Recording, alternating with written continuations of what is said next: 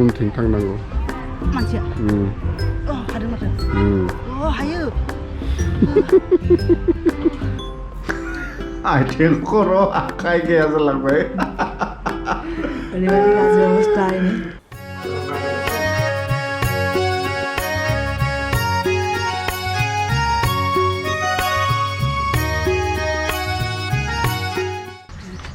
Halo logoफोर माबोरै दं नोंथांमोना आसा खालामो गासैबो मोजाङैनो दङ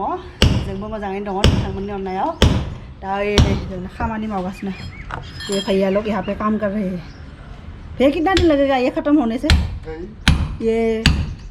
कितना दिन लग जाएगा एक दो दिन में सब खत्म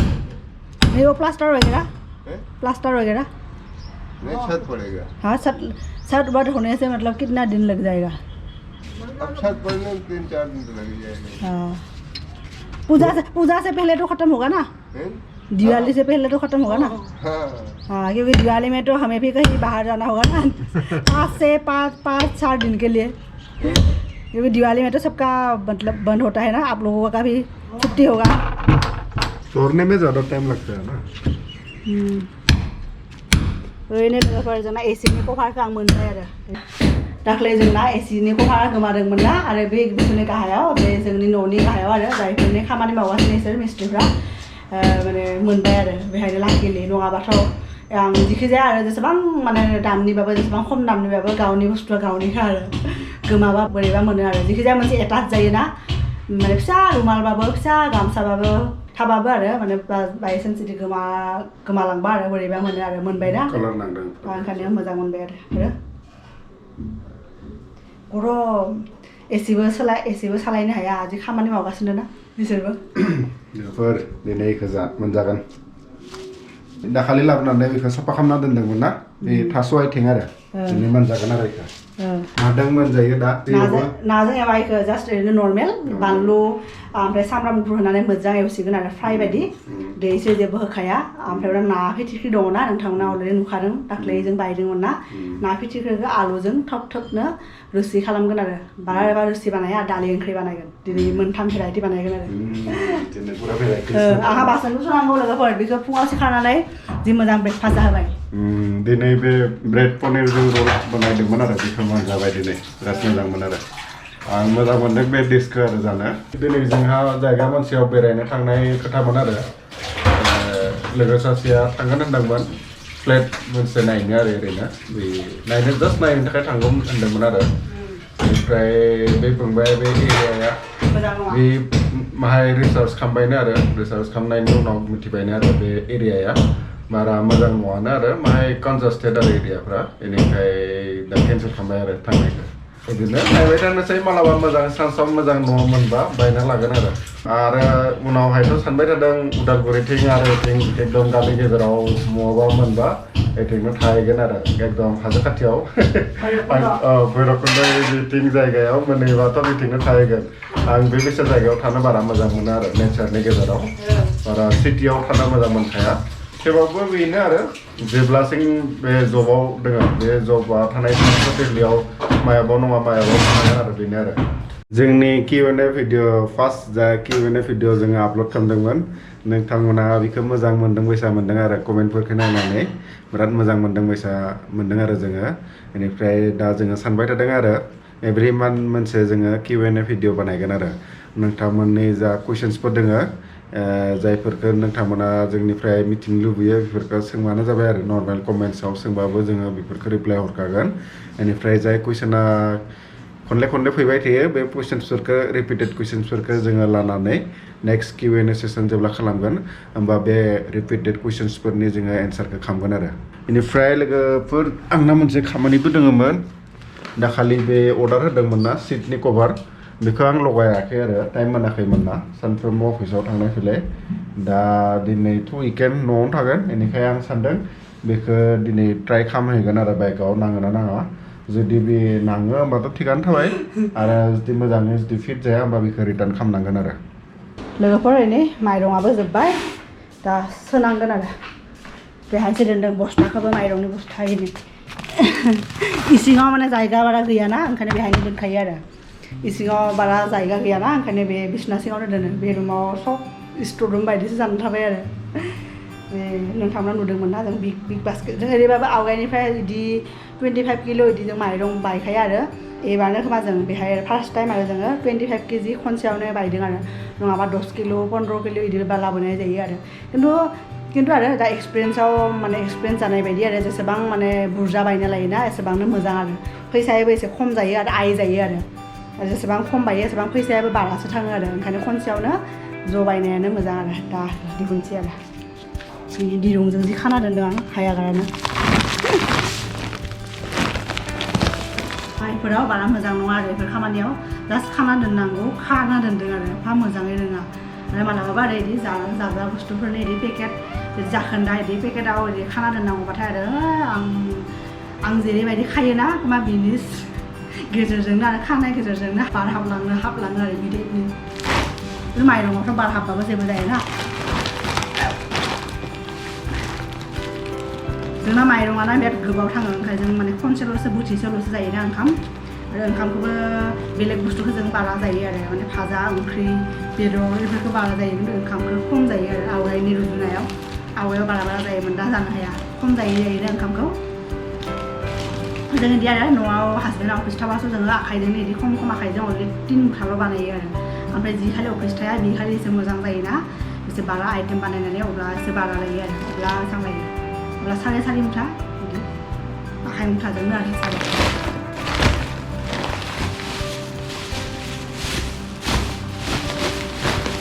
बेनि सिङाव आरो बेबायदि पलिथिन दंलायलायो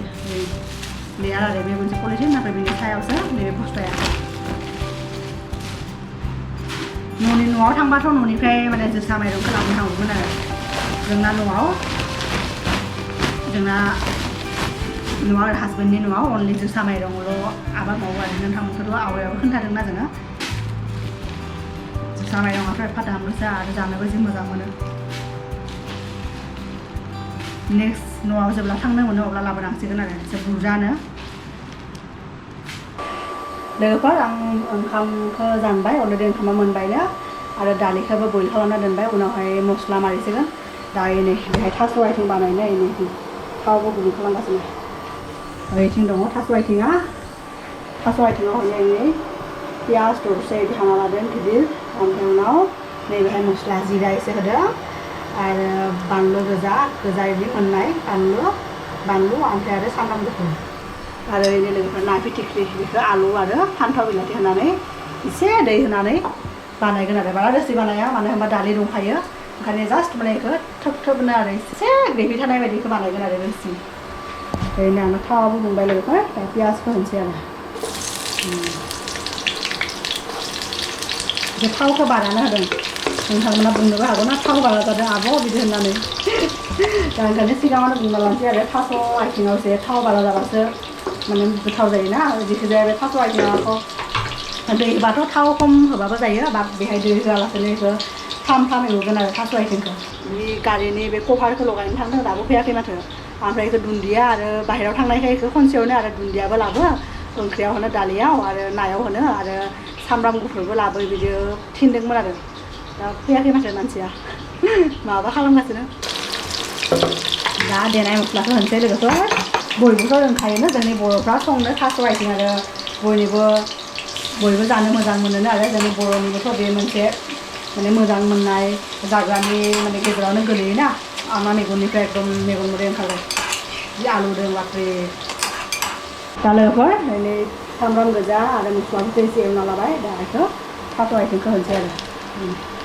लोगोफोर नोंथांमोना बे थास' आथिंखौ माबायदि सङो कमेन्ट बक्सआव खोन्थाबानो जाबाय आरो नेक्स्ट बानायबाथाय आरो मालाबा लाबोबाथाय बानायबाथाय नोंथांमोननि सिगाङाव नोंथांमोननि बायदि बानायनो हागोन आरो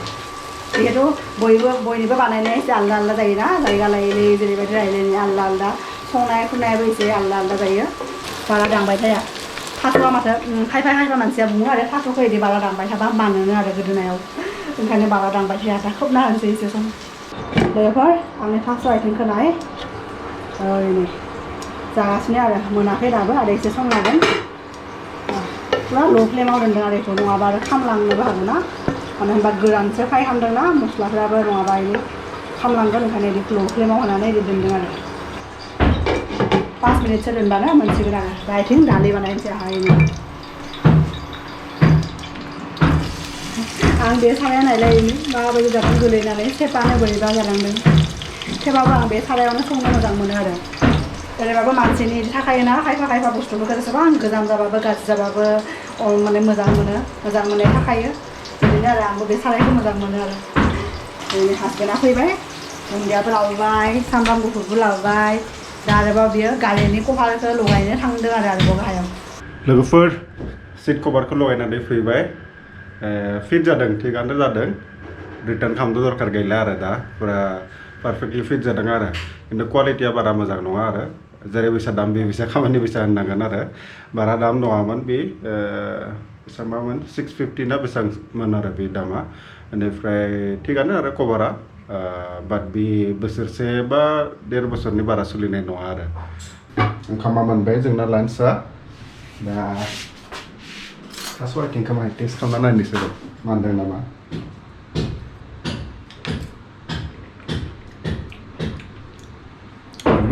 मानबाय थिगानो दङ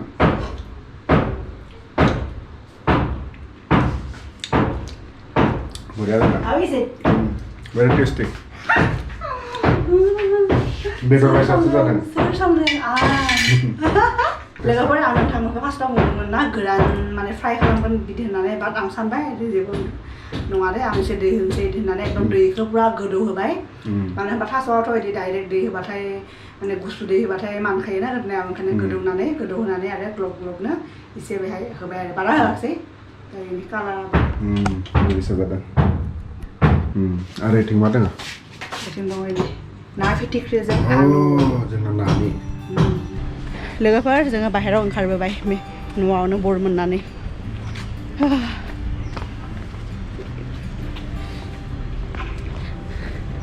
न'आव थायै इदि खर' गिदिंबाथाय बाहेरायाव ओंखारबोयो आरो जोङो नङाबाथ' आं हारसिं सानफ्रोमबोथ' मिस्ट्रि थाबायनो थायो ओंखायनो दिनै बेफोरखौ पात्ता लायाखै आरो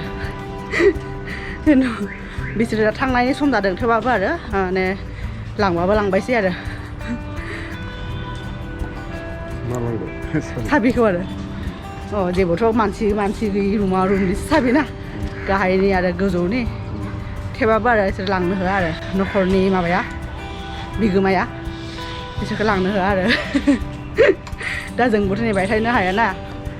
दा ओंखायनो ओंखारबोबाय आरो लोगोफोर बे पार्कआव माबा मोनसे बानायदों दाख्लै आं नोंथांमोनखौ देखायदोंमोन ना जे गोथौनो गोद्दा मोनसे गोद्दाखौ मा होनदोंमोन गोथौनो फुख्रि बायदि जावदों आरो नायहैनो र' माबा बानायदों आं स्टेचुआव बानायगोन बायदिसो मोनदों आं होमबालाय मा बानायगोन बेयो हे बे रेस्ट हाउस बानायबाय एफा गोथौ फुख्रिखौ खोगोन आरो इथाबो लाबोबाय दाख्लै लाबोआखैमोन इथा लाबोबाय हागोन दा गैयाखौ खालामनो हागोन दा खालामनो लोगोफोर इखौ मानसिफोर माबायदि खालामोबा मिथिया आखाइखौ माथो होखा बेयावनो हाया खायफा मानसि थिखांबाय थायो माबायदि थिखाङो सिगाङावसो हमो बेयाव आरो उनथिं थांनांगौ मानसिया हादों माथो हायो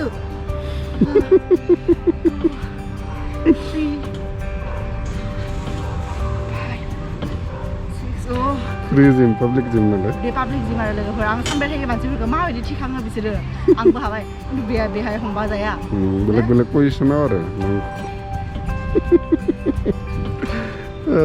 सानफ्रोमबो खालामनांगौ होमबासो फायदा जागोन सानसे खालामा मा जागोन बेयाव आंना किउरिसिटि दंमोन ना बे किउरिसिटिखौ दिनै फिनिश खालामबाय आरो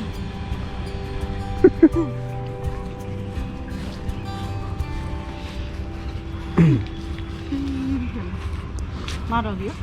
माबा दाउ मिथिया दाउ मोनसे दाउ माबा दाउ नै लोगोफोर बेखौनो होनदों ओइलाय कनस्ट्राक्सन खालामबाय थादों खालामबायनो माथो बे टयलेट बैसासो बानायगोन खोमालाय पाब्लिक टयलेट पार्कआवलाय बोरै टयलेट बानायगोन बानायनोबो हागौ बिदि मोनामगोन माथो बे बिराद गोथौ माबा खालामदोंना लोगोफोर फाइनालि बे बुस्थुखौ जे बे जिमखौ फाइनालि बेखौ आं 2 इयार्सनि 1.5 बोसोरनि उनाव सानफ्रोमबो एकदम मालाबा गाखोगोन मालाबा आं खालामगोन होननानै दिनै खालामफ्लांबाय आरो लोगोफोर मोनफैबाय जोङो बाजारनिफ्राय आरो बाजार माने ग्रसारि स्टरनिफ्राय अनलि मालाबा जाग्रा जों मानसियानो जासुलि ना जाग्रा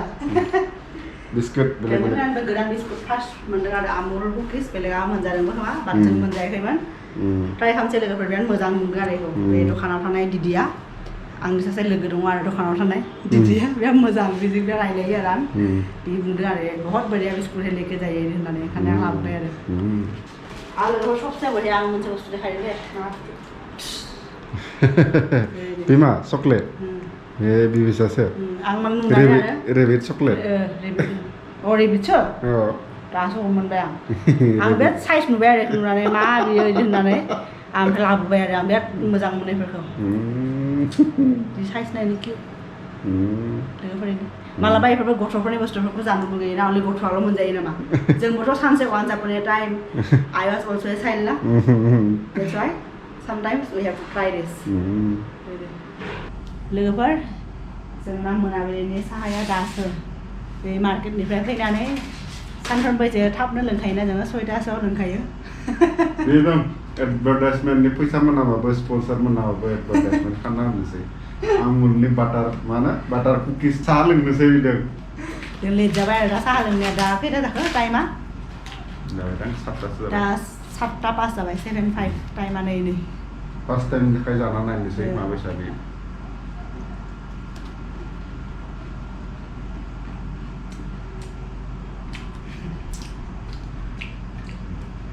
गाइखेर मोनामा आरो बेयाव माबा दोङो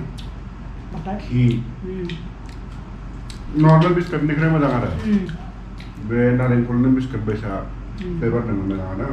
खिन्थु जों एख' बारा गोदै जायाना बेनिखाय जोंनि थाखाय माहाय गोदैया बारा आरो बिनि जानोसै र' सेसाखौनो जानो नागिरदों बे सेसाखौबो बे चाइनिसफ्रा जायो दा अनलि चाइनिस नङा बहुत जायगायावनो जायो इउर'पियान कान्ट्रिसफोराव जायो US आवबो जायो अस्ट्रेलियाआवथ' बहुत जायो अस्ट्रेलियाआव हमै जायो इन्डियाआवबो जायो राबार बायदि नाङोनो आरो बेदरखौ बिदि नोंथांमोनखौ सानसे बिदि मार्केट खिथिगोन आरो जों जुदि न'आव थाङो जोंनि न' खाथियाव मार्केट मोनसे दङ आरो सेटारडे जायो कुबेरआलि मार्केट होननानै बिराद फेमास आरो नोंथांमोनखौ खिथिगोन आरो बेयाव सब मोनखायो सियाल बेनिफ्राय लिजार्ड एम्बु बेफोरथ' कमन एम्बु मनिटर लिजार्ड गुइ होननानै बुङोना मनिटर लिजार्ड बे गुइ होननानै बुङोना बेखौबो मोनो बेनिफ्राय एन्जर आरो एम्बु बेफोराथ' बिराद कमन आरो बेफोरखौ मोनखायो आरो बिराद कमन सोर नोंथांमोना बे मनिटर लिजार्डखौ जाफेरदों कमेन्ट बक्सआव खोन्थाबानो जाबाय आरो आंनो जाफेरदों एम्बु सोर जायो आं जाया आंबो जादों आं जायो ओरैनो लोगोफोर चक्लेटआ जानानै बिसोरो माबायदिबा जानांगौ रेपिड चक्लेट न'बो ओंखारो फा साइजथार जन्थावथाव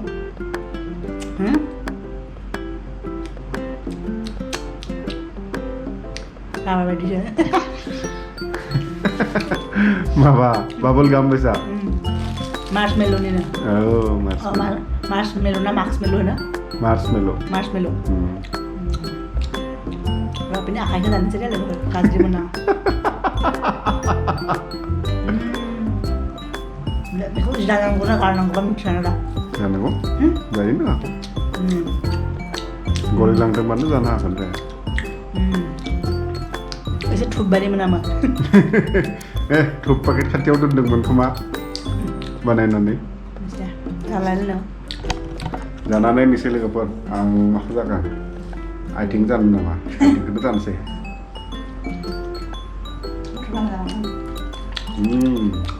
गाज्रि नङा दा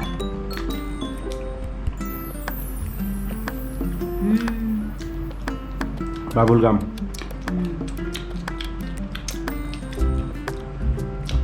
गाम बायसा आरो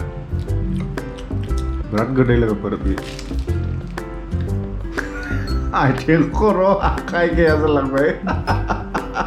ओरैबायदि गाज्रि अबस्था इनि आथिं खर' आखाइ गैया जालांबाय बेसोरा जि उदैयाबो गैया जालांबाय